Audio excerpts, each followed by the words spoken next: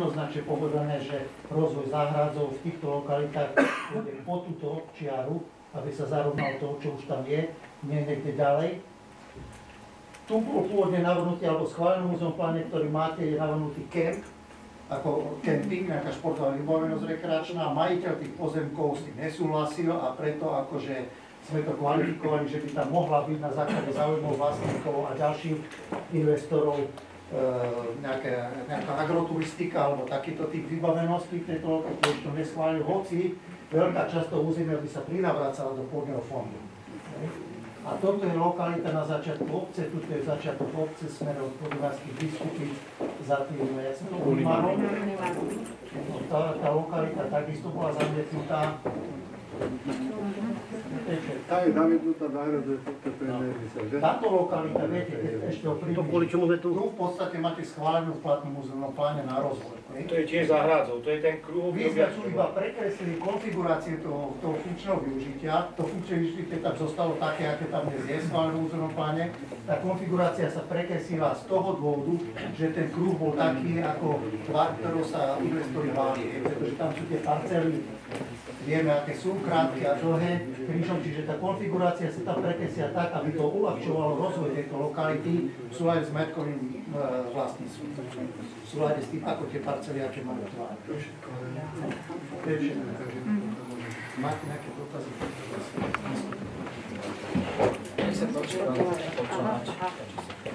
Ja by som si dovolil oponovať tomuto návrhu a tomuto zamietnutiu a z toho dôvodu, lebo ako vidíte, tie modré plochy sú prirodzené plochy, ktoré by mohli rozširovať teda na územie a nejak by nepoškodzovali ostatné rekreačné oblasti, povedzme k tomu Malému jazeru. To tam vidieť jednoznačne, hlavne tam za tým Unimarom, tú modrú plochu, alebo tam pri škole tú modrú plochu, ktorá by nejakým spôsobom nepoškodzovala ani tú ornú pôdu, ale prirodzene by rozširovala tú obec, lebo sú tam už aj cesty. Takisto podľa mňa tá cesta k Veľkému jazeru, kde už sa stavia tak či tak, už sú tam nejaké ulice na čierno, sa tam dokonca stavia, že tá modrá plocha je už vlastne taká, ktorá je tam perspektívne aj zastávaná. Ja tu vidím jeden jediný a veľmi silný tlak investorov, aby sa toto vybralo odtiaľ a tam tá časť schvaľovala. A poviem to z jednoduchého dôvodu. Na vlastnej skúsenosti moja rodina má veľké pozemky, tisíce metrov štvorcových, musím povedať, na tej okrúhlej pôde, ktorá je už stavebný pozemok od roku 2001 a takisto má tiež tisíce metrov štvorcových na tej ploche, o ktorej teraz hovoríme, za tou hrádzou. Ani jeden z investorov nebol so žiadnou ponukou za nami, ani tam, ani tam. Čiže oni majú záujem kúpiť iba od takých ľudí ornú pôdu a za takú cenu, aby to kúpili lacno. Hej? To je jednoznačne, to je jediný cieľ toho a za to je to celé takto a vieme, aké sú politické spojenia a vieme, jak funguje teda krajský stavebný úrad, ktorý to povoluje. A celá tá iniciatíva aj okolo tej zmeny alebo tých malých pozemkových úprav sa týkala iba toho jedného územia. Prečo nerobíme pozemkové úpravy, teda pre celú obec? Všetky obce, kde sa robili pozemkové úpravy, robili ako celok tie zmeny. Hej? Keď chceme usporiadať pôdu, tak to usporiadame ako celok. Ale oni tam presne vyhradili také územie, vyhradili ho okolo jazera, Malého jazera a to územie, ktoré sa má zastávať, 35 hektárov presne, okresný úrad to presne vyčiarkal, napísal a na základe žiadosti vlastníkov napísal, že väčšinových vlastníkov. Pán Balaš tam je menšinový vlastník, veľmi malý vlastník, vôbec nie je zapísaný v katastri ako vlastník, má možná zmluvy o budúcich zmluvách s tými vlastníkmi, ale nie je žiaden vlastník. Ja nechápem, na základe čoho okresný úrad začal takéto konanie, keď sa vlastníkov vôbec ani nepýtal. Je to účelové všetko, len aby sa tam dalo stavať. Nech tí investori prídu a nech skupujú tam tú pôdu, ktorá bola určená, ktorá je prirodzene určená, ktorá je už stavebným pozemkom. To nechcú. No, prosím vás, vám sa zdá byť normálne, že čo je tá modrá plocha, čo ide k veľkej vode, hej? Veď to je vlastne, tam sme susedia s Dunajskou Lužnou, predsa nie? Tam Sa mi to zdá normálne, viete, ja ako... Lebo, no tak ako ja narážam na to, že to je 100% určite tlak investorov, lebo predsa, keď z Dunajskej Lužnej, z pravej strany, to tam majú celé vystavané a bolo, Tam aj vy ešte ste to nie, predtým Marcel. hovorili, že tam je tam aj cesta a že do budúcnosti by sa mali tieto vlastne dva katastrofy, že by sa to malo proste spojiť zrazu. Teraz táto časť je úplne zaškrtnutá, vyškrtnutá, veď to je nenormálne. Ja som ju A tam ide presne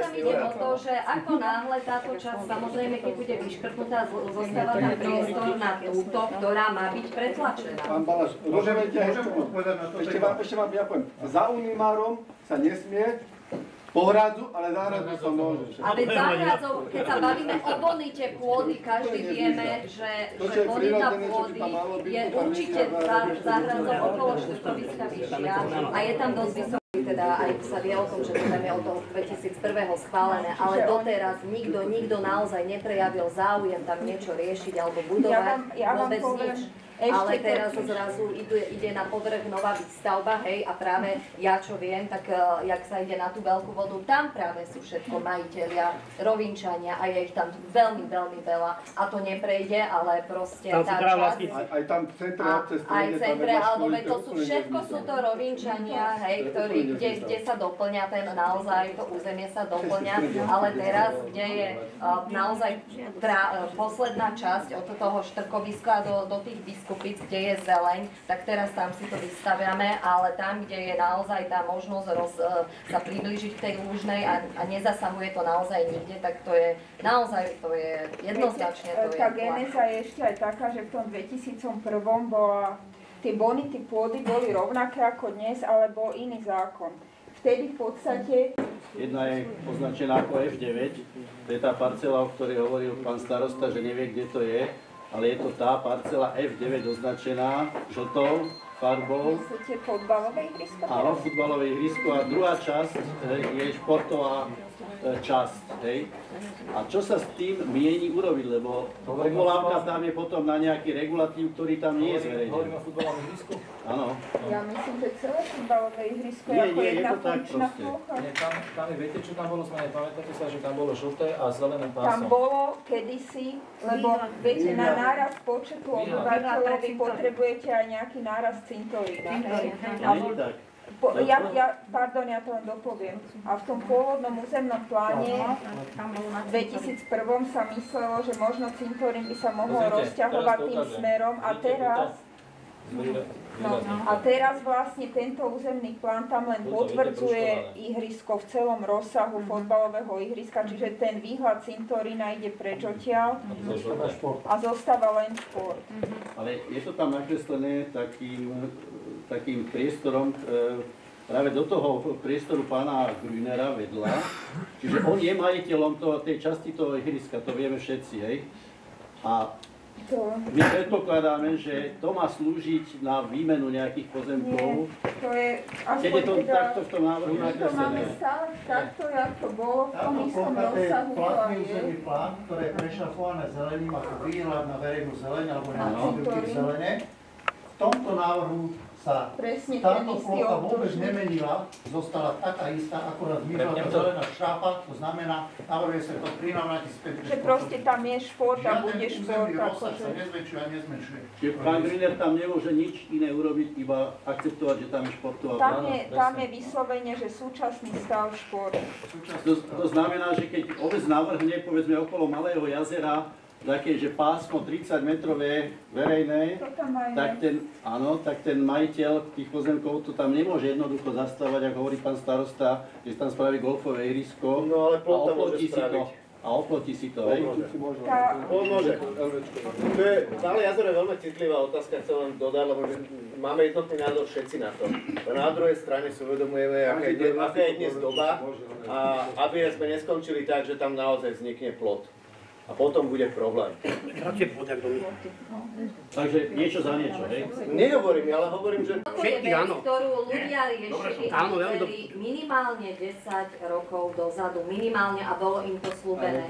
Jedna vec je takto, ide o to, ja tam napríklad mám pozemok takisto, ale netlačím na to kvôli tomu, pretože keď som bola ako poslankyňa, išlo práve o túto časť, som povedala, že išlo o to, že keď tam pôjde táto časť pozemku, tak tým pádom sa schváli tá práva časť, ktorá bola na čierno vystavená, dodatočne sa spraví ako IDVčka. Ja som s tým nesúhlasila a preto bolo povedané, tak keď sa to neschváli ako IDVčka dodatočne, tak ani potom tieto pozemky vaše tam nebudú. Ja vravím, OK, tak som sa postavila k tomu, tak keď nebude z tej strany dodatočne urobená IDVčka, ja nepotrebujem, ale zaujímavé je, že tá práva strana, ktorá je tam na čierno vystavaná, tak tá už je schválená ako IDVčka. A ako hovorí pán Kytel, kde sú všetko Rovinčania, ktorí tam naozaj už požiadali x rokov dozadu o to, aby tam mohli stavať a nie rozpredávať obrovské parcely na to, aby to predali developerom, ale aby si tam on postavil dom, jeho rodina, ešte ochotný dať pozemok obci na park, vystavať cestu. To fakt, že im záleží na tom, že chcú sa takto postaviť k rovinke, tak to práve tam nie je. To je veľmi zaujímavé. To je všetko v poriadku, len si treba nalať čisto vína, lebo začali ste s petíciou kvôli tomu, že nechceme mať hradu v strede dediny, po pravej, po ľavej strane domy.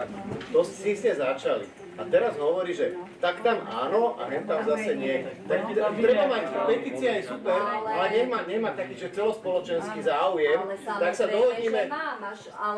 No, tak sa dohodníme, ideme podpisovať petíciu a nebudeme na ľavej strane smerom do mesta Hradzev vôbec stávať. Ja som za. Čiže... No, hej, ale pozrite sa, máme tu občana a Marca hovorí, že tam sa môže stávať v tej lokalite. Tak potom, jak máme rozhodovať? Hovorím o tom, čo teraz on povedal, že prečo to nie je, prečo tá časť nie je tam daná. Ja len hovorím. Viete, že Rovinka tak zopne rukami a spýta sa, že ako tam môžete žiť, ako môžete cestovať. Takže pýtam sa, či nám je ozaj potrebné tu nabudovať nové lokality, keďže je tu veľa bytov, veľa domov, ktoré nie sú popredané. Na čo budovať ďalšie? Pýtam sa. Nie je tu obchvat vybudovaný, nie je tu proste nič. A ten život tu normálne sme začali s manželom uvažovať o predaji domu a odchádzame z Rovinky práve kvôli tomuto, lebo sa to stáva neúnosným. Máme hrádzu na to, aby sme sa tam išli prejsť, vyvetrať si hlavu, kde nehučia autá proste. Jednoducho aj tam sa to ide zastavať, aj tam bude hluk, aj tam bude proste... Tak neviem, no, akože kam spejeme? Bude reagovať predsa stavebnej komisie.